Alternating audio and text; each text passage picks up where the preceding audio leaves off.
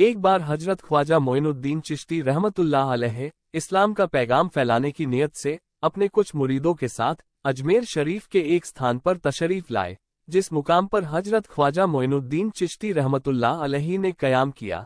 वहां के करीब ही एक बड़ा तालाब था, जिसे स्थानीय हिंदू लोग अना सागर कहते थे। उस दौर में इस तालाब की बसात और पवित्रता के कारण हिंदू समाज में इसका बहुत एहतराम किया जाता था। उनका यह अकीदा था कि जो शख्स दिन भर गुनाह करने के बाद इस तालाब में गौस करता है, उसके तमाम गुनाह धुल जाते हैं। इसी वजह से वे इस तालाब को हमेशा दियों से सजाए रखते थे। कहा जाता है कि इस तालाब में हर रात दिए जलाने के लिए तकरीबन 3 मन तेल की जरूरत होती थी।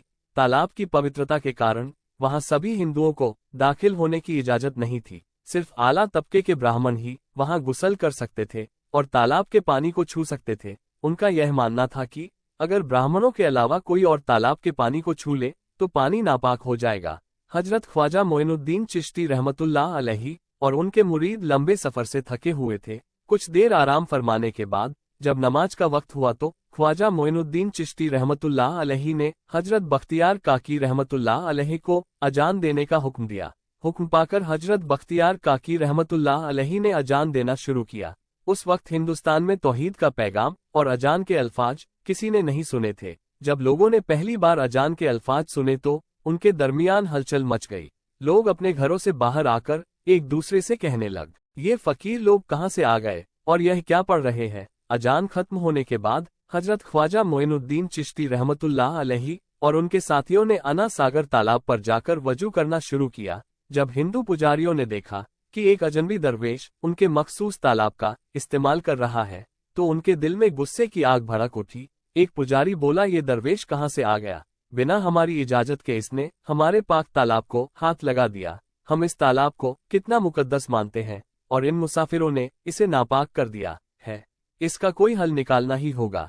इसके बाद हजरत ख्वाजा मोइनुद्दीन चिश्ती रहमतुल्लाह अलैह ने तमाम साथियों के साथ मिलकर जमात के साथ नमाज अदा की। लोग यह मंजर देखने लगे और कहने लगे, ये तो कोई अजीब फकीर है। हमारे मंदिरों में सब देवी देवता मौजूद हैं और यह उनकी इबादत ना करके किसी नए खुदा की इबादत कर रहा है। अगर मंदिर के बाहर भी कोई खुदा है तो उसे भी मंदिर में रखा जाना चाहिए ताकि लोग उसकी भी पूजा कर सकें। शाम ढलने लगी। शाम होते ही राजा पृथ्वीराज के ऊँटों के चरवाहे अपने ऊँट लेकर उस जगह पहुंचे। इत्तेफाक से हजरत ख्वाजा मोइनुद्दीन चिश्ती रहमतुल्लाह अलैह उसी जगह पर तशरीफ फरमा थे जहां आमतौर पर राजा के ऊँट आराम किया करते थे। चरवाहों ने देखा कि एक दरवेश का काफिला उनके मुकाम पर आकर बैठा है। उन्होंने हजरत ख्वाजा मोइनुद्दीन चिश्ती रहमतुल्लाह अलैह और उनके साथियों से कहा, अरे फकीर बाबा, आप कहाँ से तशरीफ लाए हैं और यहाँ आकर बैठ गए? क्या आपको मालूम नहीं कि यहाँ रोजाना राजा पृथ्वीराज के ऊँट आराम फरमाते हैं? राजा के ऊँट यहाँ आराम करते हैं। ये जानते हुए भी आपने यहाँ बैठने की जुर्रत कैसे की? हजरत ख्वाजा मोइनुद्दीन चिश्ती रहमतुल्लाह अलैह ने उन चरवाहों को नरमी से जवाब दिया, बाबा, हम मुसाफिर हैं और अनजान हैं। हमें मालूम नहीं था कि इस मुकाम पर राजा के ऊँट आराम करते हैं, क्योंकि हम पहले ही यहाँ रात गुजारने का इरादा कर चुके हैं। तुम अपने ऊँटों को आज किसी और जगह आराम देने ले जाओ, आसपास बहुत सी जगह है। हजरत ख्वाजा मोइनुद्दीन चिश्ती रहमतुल्लाह अलैह का जवाब सुनकर पृथ्वीराज के चरवाहे बोले, फकीर की हिम्मत तो देखो, कहता है कि राजा के ऊँटों को कहीं और ले जाए और खुद यहाँ बैठ रहेंगे। फकीर बाबा, ये तो हरगिज मुमकिन नहीं है। राजा के ऊँट अपने ही मुकाम पर बैठेंगे। ये कहकर चरवाहों ने हजरत ख्वाजा मोइनुद्दीन चिश्ती रहमतुल्लाह अलैह और उनके साथियों को वहां से उठाने के लिए दुर्व्यवहार करना शुरू कर दिया। हजरत ख्वाजा मोइनुद्दीन चिश्ती रहमतुल्लाह अलैह बहुत ही सरल स्वभाव के थे। जब उन्होंने देखा कि चरवाहे दुर्व्यवहार कर रहे हैं तो उन्होंने बख्तियार काकी रहमतुल्लाह अलैह से कहा, बख्तियार, हम यहाँ बैठकर क्या करेंगे? जब राजा के ऊँटों को यहीं बैठाना है तो रहने दो, ऊँट यहीं बैठेंगे, हम यहाँ से जा रहे हैं। ये कहकर हजरत ख्वाजा मोइनुद्दीन चिश्ती रहमतुल्लाह अलैह अपने साथियों के साथ वहां से चले गए। अगली सुबह जब ऊँटों को फिर से चरागाह में ले जाने का समय आया तो चरवाहे ऊँटों को उठाने की कोशिश करने लगे, लेकिन बार बार कोशिश के बावजूद वे ऊँटों को उठा नहीं सके, क्योंकि अल्लाह के वली हजरत ख्वाजा मोइनुद्दीन चिश्ती रहमतुल्लाह अलैह ने कहा था कि ऊँट यहीं बैठेंगे। अल्लाह रब्बुल आलमीन ने उनकी ये दुआ कबूल कर ली थी और ऊँटों को आदेश दिया था कि जब तक मोइनुद्दीन चिश्ती खुद नहीं कहेंगे तब तक वे यहीं बैठे रहेंगे। इसके बाद चरवाहे ऊँटों के ना उठने का कारण जानने लगे उनमें से एक नेक चरवाहा था, जिसने कहा, क्या तुम्हें याद है कि हमने कल यहाँ से एक दरवेश को उठाया था? जाते जाते उन्होंने कहा था कि हम जा रहे हैं, राजा के ऊंट यहीं बैठेंगे। मुझे लगता है कि उनके कहे शब्दों के कारण ही राजा के ऊंट उठ नहीं पा रहे हैं। शायद वो कोई बड़े वली हैं या अल्लाह का कोई अवतार है। इस बात को महामहिम राजा के समक्ष रखते हैं। इसके बाद चरवाहे पृथ्वीराज के पास पहुंचे और हाथ जोड़कर निवेदन किया, महाराज, हमने बहुत कोशिश की लेकिन आपके ऊंटों को उनके स्थान से नहीं उठा सके और उन्हें चरागाह में घास चराने नहीं ले जा पा रहे हैं। राजा पृथ्वीराज ने आश्चर्य से पूछा, क्या ऊंटों को कोई बीमारी है जिस कारण वे उठ नहीं पा रहे? चरवाहों ने कहा, महाराज, ऊंट पूरी तरह स्वस्थ है, उन्हें कोई बीमारी नहीं है। पृथ्वीराज ने कहा, तो फिर वे अपनी जगह से क्यों नहीं उठ रहे? चरवाहों ने कहा, महाराज, कल उस स्थान पर एक दरवेश बैठे थे, हमने उन्हें और उनके साथियों के साथ काफी दुर्व्यवहार किया और उन्हें वहां से उठा दिया था। जाते जाते उन्होंने कहा था, राजा के ऊंट यहाँ बैठेंगे और हमें लगता है कि दरवेश की बददुआ के कारण ही ऊंट अपनी जगह से नहीं उठ पा रहे हैं। तब पृथ्वीराज ने हुक्म दिया, अच्छा, जाओ और उस दरवेश को मेरे पास ले आओ। जब हजरत ख्वाजा मोइनुद्दीन चिश्ती रहमतुल्लाह अलैह पृथ्वीराज के दरबार में पहुंचे तो पृथ्वीराज ने उनसे पूछा, ए दरवेश, आपने मेरे ऊंटों को क्यों पंगु बना दिया है? मेरे ऊंट भूखे मर रहे हैं, कृपया अपना जादू उनसे हटा ले। अगर जादू नहीं हटाया तो मेरे ऊंट भूखे मर जाएंगे। पृथ्वीराज की बात सुनकर हजरत ख्वाजा मोइनुद्दीन चिश्ती रहमतुल्लाह अलैह मुस्कुराते हुए बोले, ए अल्लाह के बंदे, हम मुसलमान हैं और मुसलमान कभी जादू नहीं करते। तुम्हारे ऊंटों को मैंने नहीं बल्कि इस संसार के पालनहार महान अल्लाह रब्बुल आलमीन ने बैठाया है। उनकी आज्ञा से ऊंट बैठे हैं और उनकी आज्ञा से ही उठेंगे, लेकिन मैं उस सर्वशक्तिमान से प्रार्थना कर सकता हूँ कि वो तुम्हारे ऊंटों को उठने की अनुमति दे। इसके बाद हजरत ख्वाजा मोइनुद्दीन चिश्ती रहमतुल्लाह अलैह ने अल्लाह से दुआ की, ए अल्लाह, इन ऊंटों को उनकी जगह से उठने की तौफीक दें। हजरत ख्वाजा मोइनुद्दीन चिश्ती रहमतुल्लाह अलैह की दुआ करते ही चरवाहों ने देखा कि ऊंट अपनी जगह से उठकर चरागाह की ओर बढ़ने लगे। ये दृश्य देखकर चरवाहे चकित रह गए और हजरत ख्वाजा मोइनुद्दीन चिश्ती रहमतुल्लाह अलैह की करामत की खबर पूरे अजमेर में फैल गई। जैसे जैसे हिंदुओं के बीच हजरत ख्वाजा मोइनुद्दीन चिश्ती रहमतुल्लाह अलैह की करामत की बातें फैलने लगी और इस्लाम की महानता उनके सामने प्रकट होने लगी, मंदिर के पुजारी भयभीत हो गए।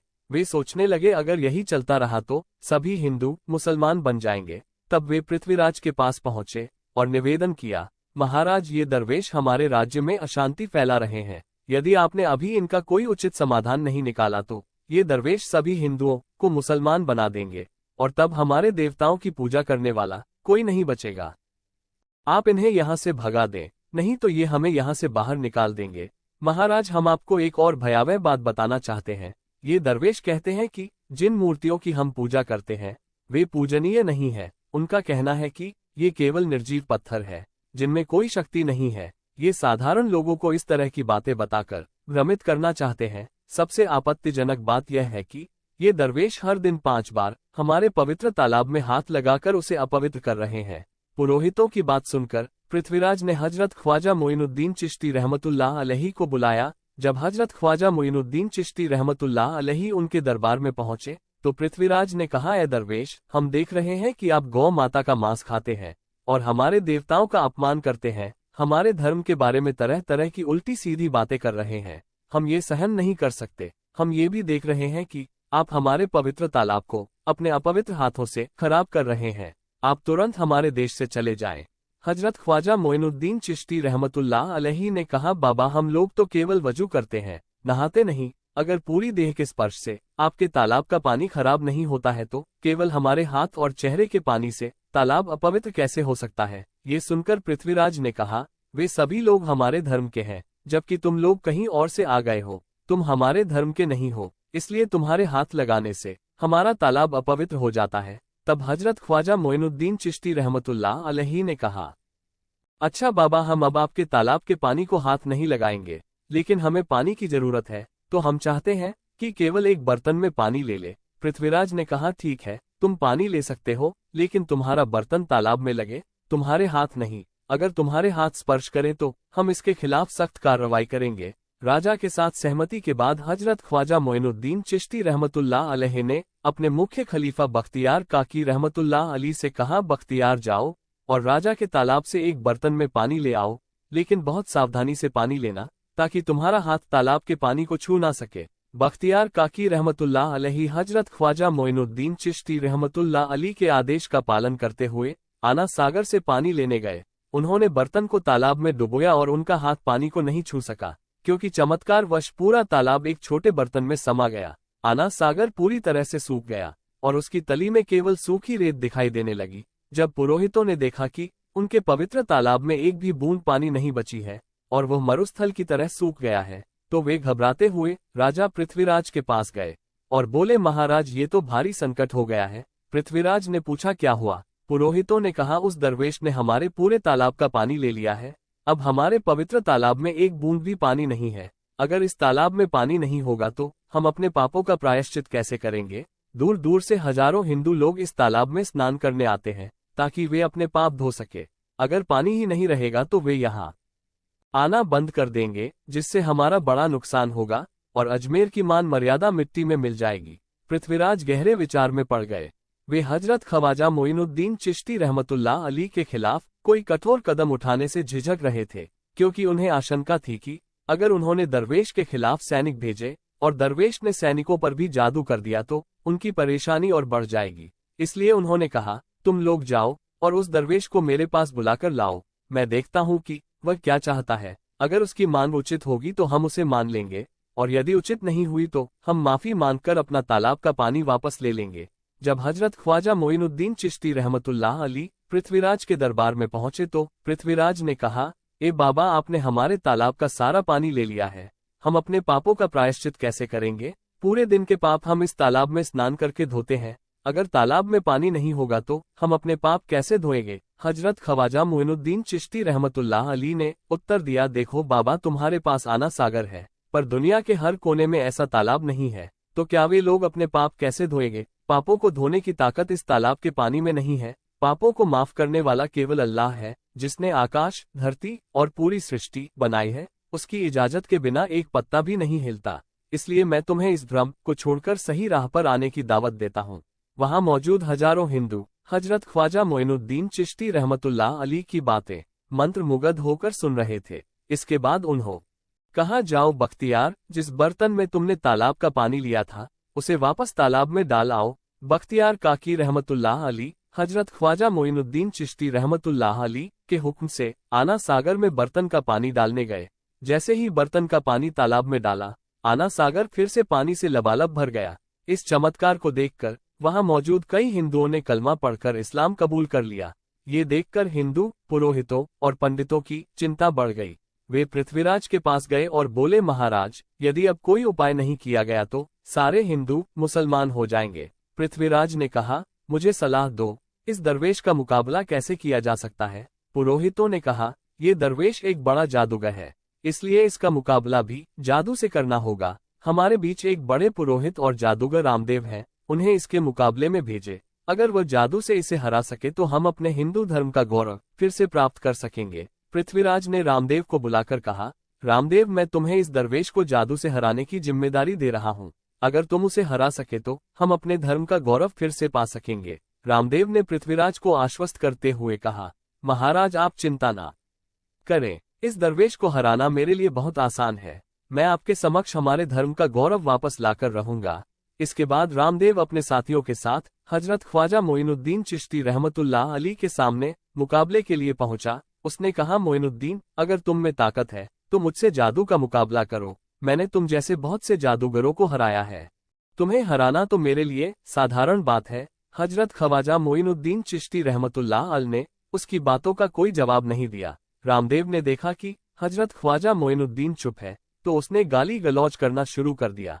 जब रामदेव अपनी हदें पार कर गया तो हजरत ख्वाजा मोइनुद्दीन ने उसकी आंखों में देखते हुए कहा, रामदेव, तू चिल्ला रहा है, लेकिन मैं तेरे माथे पर ईमान की रोशनी देख रहा हूँ।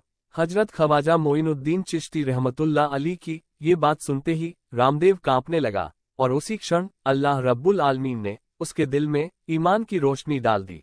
रामदेव हजरत ख्वाजा मोइनुद्दीन चिश्ती के चरणों में गिर पड़ा और बोला, ए अल्लाह के वली, मैंने आपके साथ बहुत बेअदबी की है, मुझे माफ करें और मुझे कलमा पढ़ाकर इस्लाम की राह दिखाएं। हजरत ख्वाजा मोइनुद्दीन चिश्ती रहमतुल्लाह अलैहि ने रामदेव को कलमा पढ़ाया और उनका नाम रखा मोहम्मद सादिक। इतिहास बताता है कि बाद में रामदेव मोहम्मद सादिक के रूप में एक बड़े अल्लाह के वली बन गए। प्रिय पाठकों, सोचो, जो रामदेव हजरत ख्वाजा मोइनुद्दीन चिश्ती को पराजित करने आए थे, वही अब उनके हाथ में हाथ देकर इस्लाम की शांति की छाव में आ गए। यह अल्लाह रब्बुल आलमीन का चमत्कार और शक्ति है, जो जिसे चाहे हिदायत दे सकता है। आमीन।